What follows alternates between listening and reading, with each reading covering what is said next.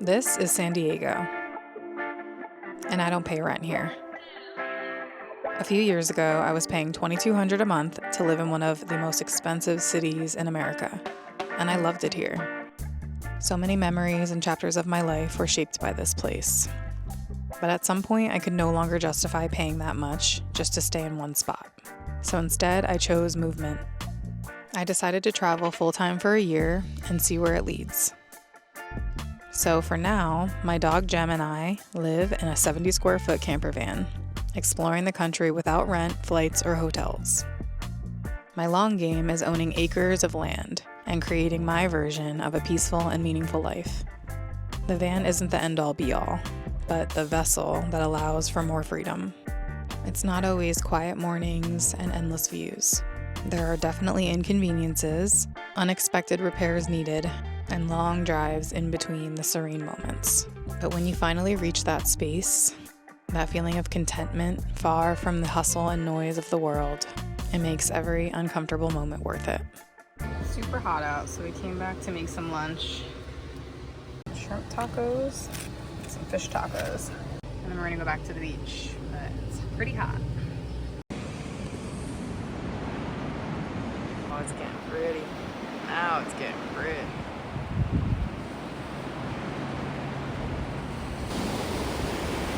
Layer of this sunset is like more stunning than the last. It's really something.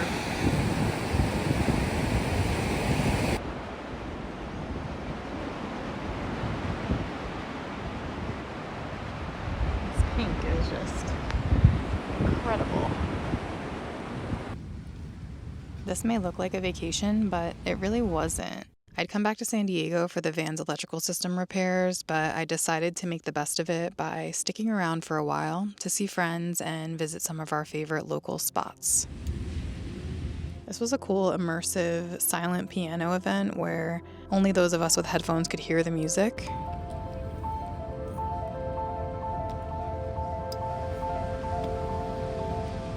And we were all experiencing it together outdoors while the sun was setting in Del Mar.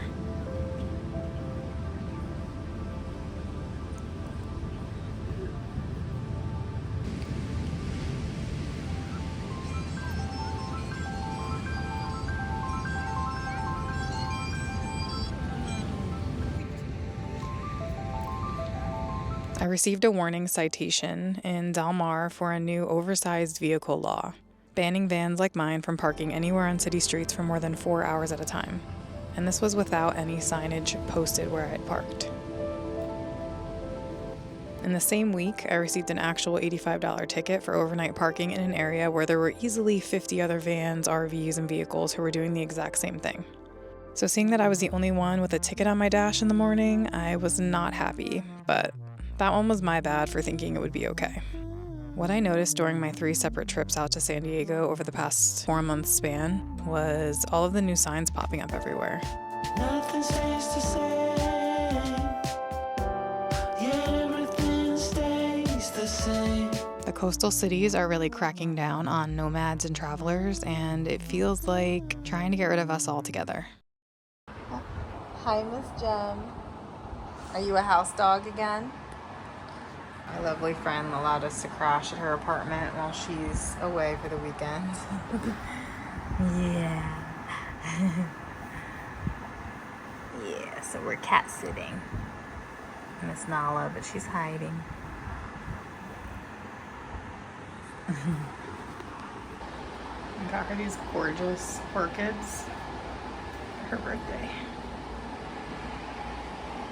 So if you plan on traveling to the coast, anywhere along California, it's really hard to find legal, safe overnight parking here. And quite honestly, anytime I'm in any city, I cannot wait to get back out into the middle of nowhere. And with the state of things in this country and how expensive cost of living is, it's really a shame for the people who have no other choice but to live in their vehicle. And now it's being made illegal.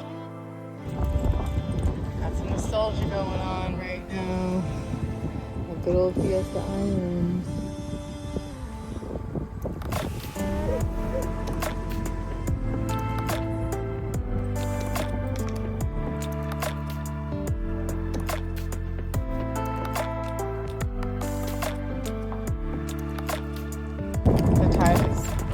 high. Usually you can walk down here and there's a whole beach. You can also walk down along the whole way, but tide is very high today. Different day, same beach. This is where the topic of leaving no trace comes in, and the importance of keeping places clean. Unfortunately, so many spots are being trashed, leading to tighter regulations, fines, and fees for everyone trying to enjoy the public spaces we love. And this isn't limited to cities. While I've been traveling the country, I've noticed more BLM and public lands disappearing.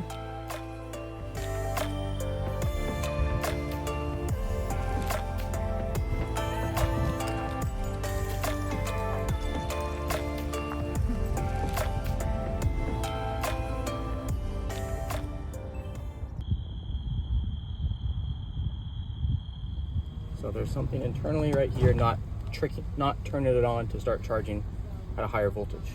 Turns out the DC to DC charger installed by the Pennsylvania company completely stopped working only after 4 months of use. And because the PA company hasn't taken any accountability from the jump, I went ahead and purchased updated parts from this shop, and the guys replaced them for me. This would be the first of 3 visits to this shop for electrical repairs between August and present day in January. These electrical issues didn't just slow me down, they completely rerouted my plans. Not once, not twice, but 3 different times. After leaving the shop back in August, I continued traveling north through California.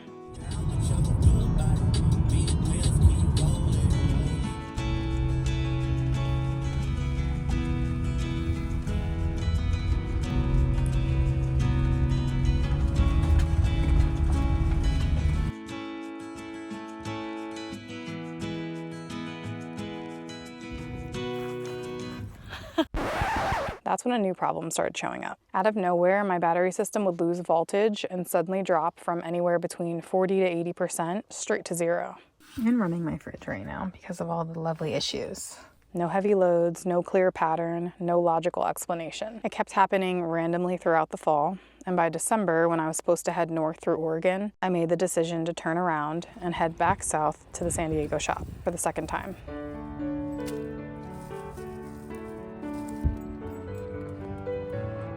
Look at this.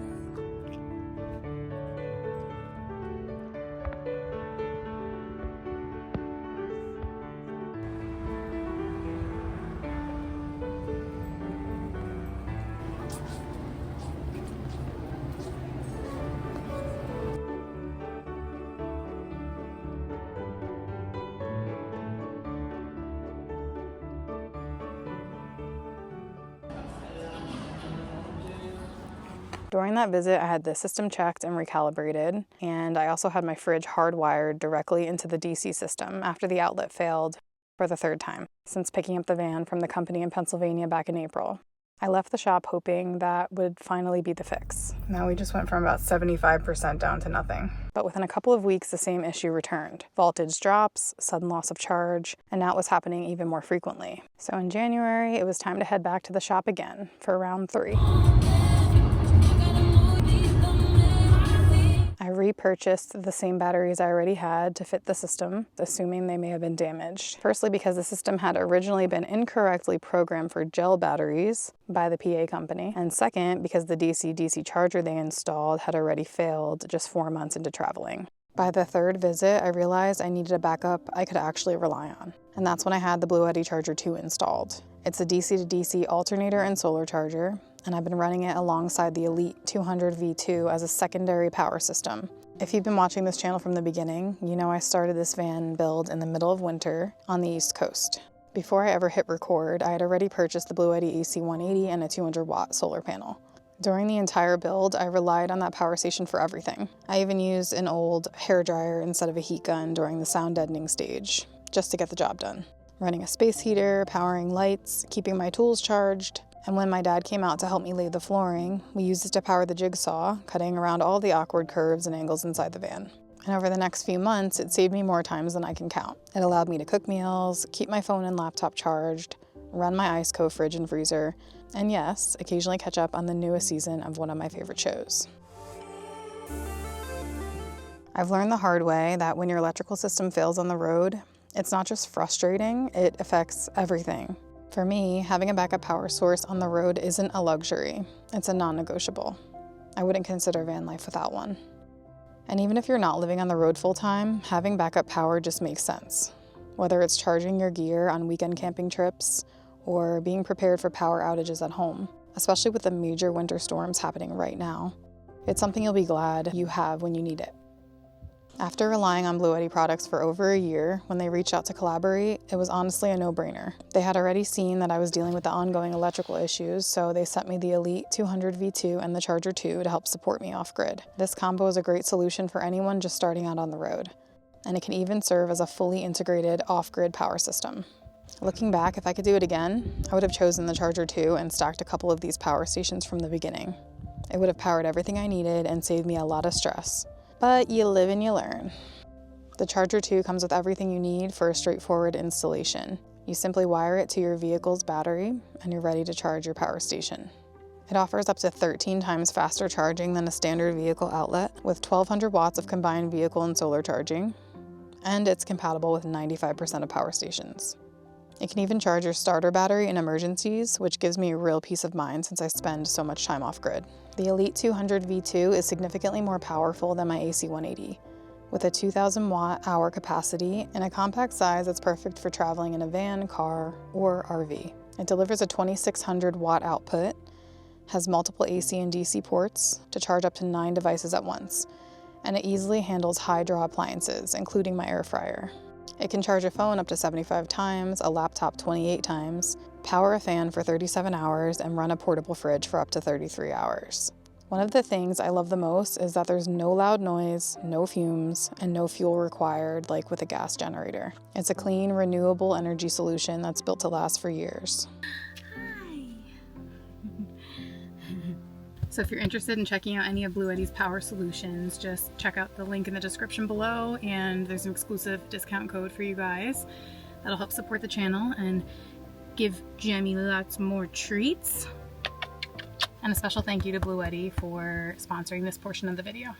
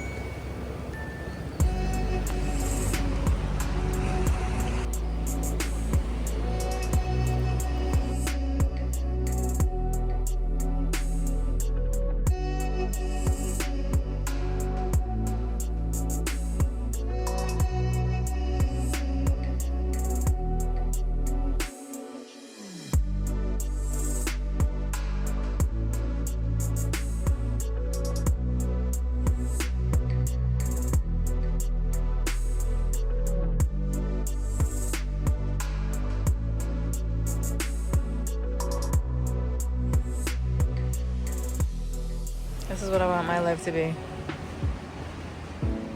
Chilling at one of our favorite spots on a Tuesday. What a blessing.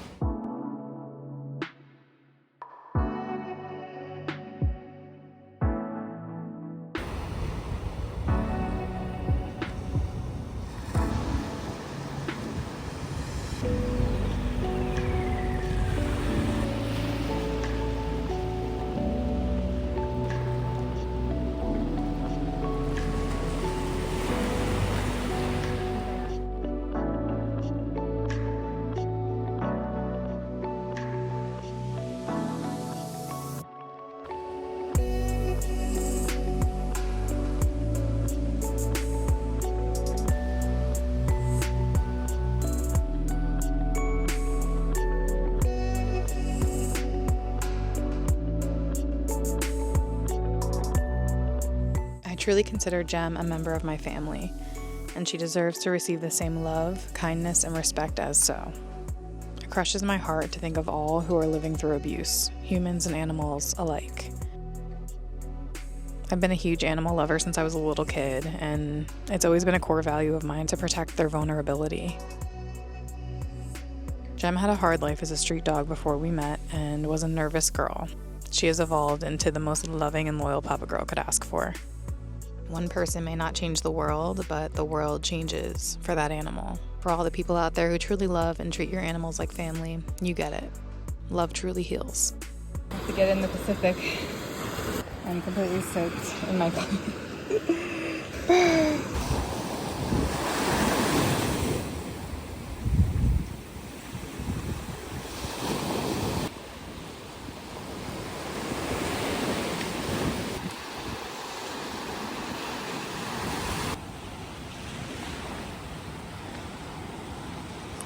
These next shots were from a moment that was really painful to witness.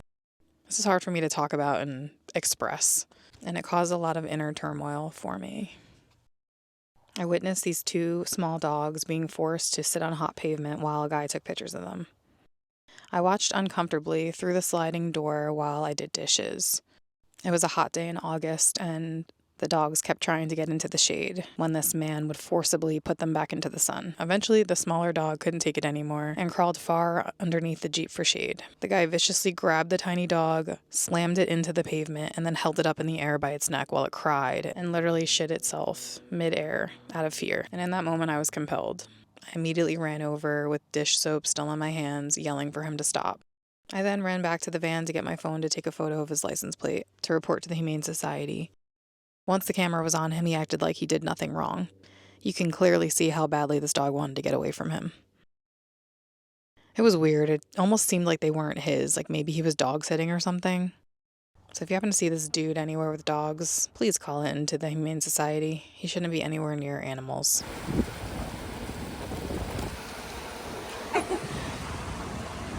Are you ready? Come on. Let's go.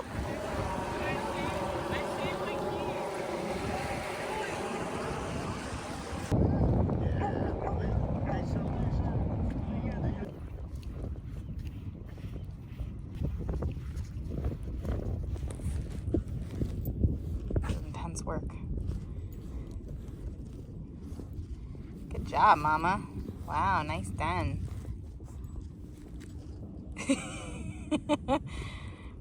Look, her plunk. Good job. I could cry, like happy tears. I'm so proud of her because she's usually afraid of water. It takes her a while to go in. You like seaweed, huh? You were adorable, sweetie pie. Oh, I love you, Mama. Oh, I love you. That was the most horrible thing witnessing that today. That truly, truly broke my heart. No dog, regardless of what they look like, deserves to be abused. Ever. Whew, that was a lot of words. But I've seen your comments saying that you want to know more about me and what I'm thinking, so hopefully you enjoyed all of the yapping in this video. You're getting a bath today, so you may as well. Have a good time.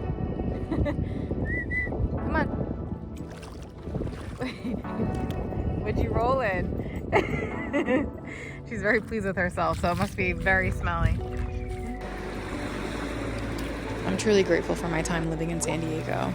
It served as a catalyst for some of the most rapid growth and years of evolution in my life.